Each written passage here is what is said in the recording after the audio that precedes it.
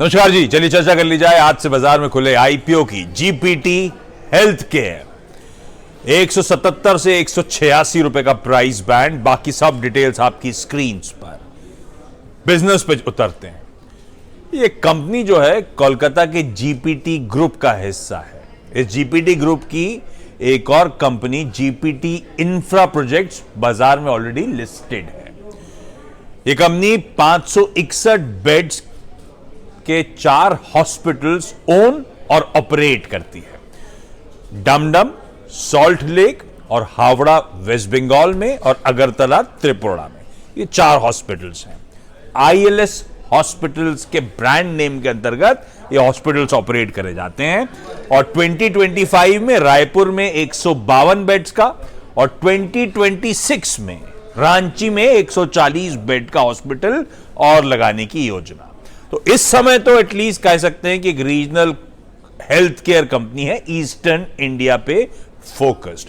पश्चिम बंगाल से इसके कुल आय का 70% आता है। कुल मिलाकर आईपीओ के जरिए 525 करोड़ रुपए जुटाने की योजना, जिसमें से 485 करोड़ रुपए ऑफर फॉर सेल है। शेयर होल्डर है इनके एक investor share holder Banyan tree growth capital, वो अपना पूरा 32% के आसपास का हिस्सा इस आईपीओ में बेच रहे हैं। बढ़िया, 9 साल में 31% के आईआरआर बना के एग्जिट ले रहे हैं। जो बचा हुआ 40 करोड़ है वो फ्रेश इशुएंस है। ये कंपनी अपनी 30 करोड़ की डेट रीपे या प्रीपे करेगी।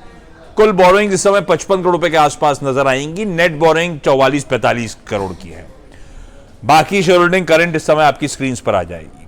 फाइनेंशियल्स पे ले चलता हूं आपको। FY 21, 22, 23 तो 2 सालों का CAGR आय का 22%, EBITDA का 21%, मार्जिन 22% के आसपास। 22% मार्जिन अपने पीयर से कमजोर कहना चाहिए और मुनाफे में 36% का CAGR। तो फाइनेंशियल्स तो बढ़िया है। कुल बेड्स मैंने बताया 561 है। ऑक्यूपेंसी करीब 59-60% के आसपास। हाँ, ऑक्यूपेंसी भी अपने पीयर से कमजोर नजर आएगी, पर ये कहते हैं 2019 में हावड़ा का हॉस्पिटल आया था तो अब तक वो पूरी तरह से मैच्योर नहीं हुआ है, पर अदरवाइज भी हॉस्पिटल्स के ऑक्यूपेंसी बेड्स की कमजोर है। एवरेज रेवेन्यू पर ऑपरेटिंग बेड 32-33 हजार रुपए के आसपास रीजनल प्लेयर्स का के इनलाइन आपको नजर आएगा। फाइनली पीयर्स के साथ कंपैरिजंस ड्रॉ करके रख देता हूं।